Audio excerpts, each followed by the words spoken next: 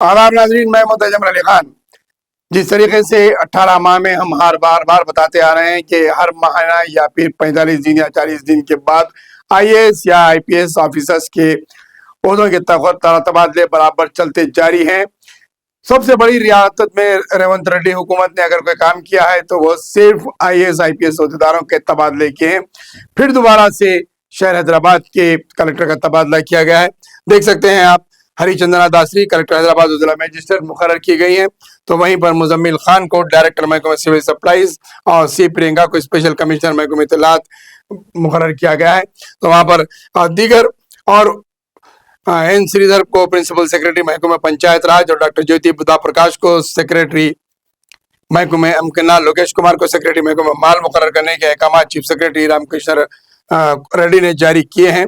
तो आप देख सकते हैं कि तकरीबन आईएएस आईपीएस अहदेदारों के बड़े पैमाने पर तबादले किए गए हैं। आखिर ये बात समझ के बाहर है कि आखिर इतने बड़े पैमाने पर आईएएस आईपीएस अहदेदारों के तबादले क्यों किए जा रहे हैं? क्या रेवंत रेड्डी हुकूमत इंतजामिया या आईपीएस ऑफिसर्स आईएएस ऑफिसर्स के काम से मुतमईन नहीं है, या फिर जितने बड़े आईएएस ऑफिसर्स हैं जो 92 बैच के हैं और जो 95 बैच के हैं, 2000 बैच के हैं, क्या इनकी कारकर्दगी या इनके काम से रेवंत रेड्डी हुकूमत को फायदा नहीं पहुंच रहा है?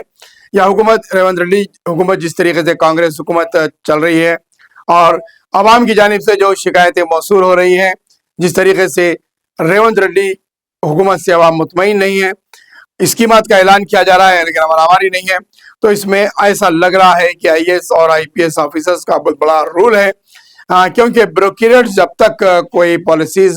को कामयाब नहीं करते, जब तक हुकूमत उसका सेहरा नहीं ले सकती, तो यहाँ पर लग ये रहा है कि आईएएस आईपीएस ऑफिसर्स की जानिब से रेवंत रेड्डी हुकूमत को जिस तरीके से ताउन मिलना चाहिए वो ताउन नहीं मिल रहा है। लिहाजा हर 3 महीने या 2 महीने ऑफिसर को बदला जा रहा है और दूसरा डिपार्टमेंट दिया जा रहा है। जिस तरीके से डिपार्टमेंट बदले जा रहे हैं ऑफिसरों के, उसी तरीके से डिपार्टमेंट्स का काम ठप पड़ता जा रहा है और उसके अंदर कोई तरक्की नहीं दी जा रही है। वैसे ही हाल माइनॉरिटी अक़लियती कॉरपोरेशंस का है, महकमा अक़लियती बहबूद का है, जहां पर साबिक़ा में तफसीर इकबाल साहब को मौका दिया गया था, लेकिन उनके काम से भी कोई तशरीफ़ बख्श हासिल नहीं हुई और आवाम और मुसलमानों के ख़ास तौर पर माइनॉरिटीज़ के अंदर जो है वो नाराज़गी बरकरार रही और इसमें इजाफा ही देखा गया। उनको हटाते हुए फिर यास्मीन बादशाह को बनाया गया, लेकिन उनके काम से भी हुकूमत इत्मीनान बख्श नहीं रही, तो लिहाजा अब फिर दोबारा से उसी ऑफिसर को वापस लाया गया है। यानी मुराद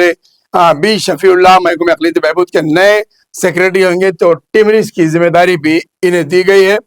याद होगा कि आपको और राजशेखर रेड्डी केसीआर के दौर में, यानी कि बीआरएस हुकूमत के दौर में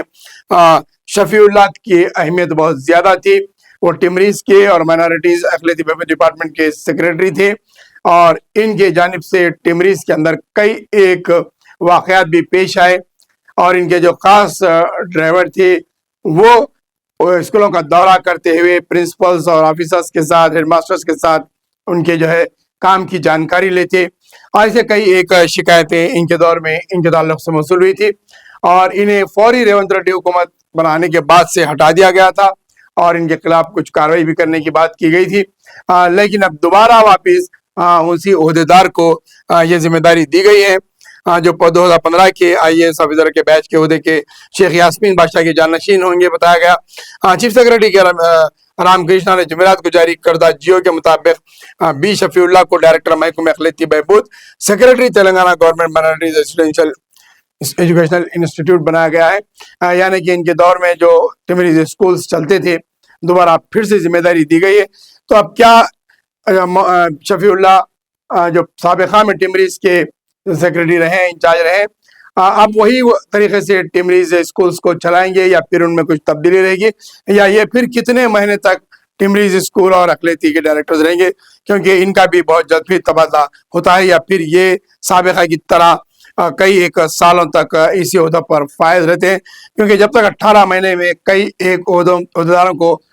टिमरीज से और अक़लियती बहबूद डिपार्टमेंट से हटाया गया है, तो देखना यह है कि बी शफीउल्लाह को दोबारा से जिम्मेदारी दी गई है तो इनकी कारकर्दगी کس طریقے سے ٹمریز اور اقلیتی بہبود کے محکموں پر نظر آتی ہے۔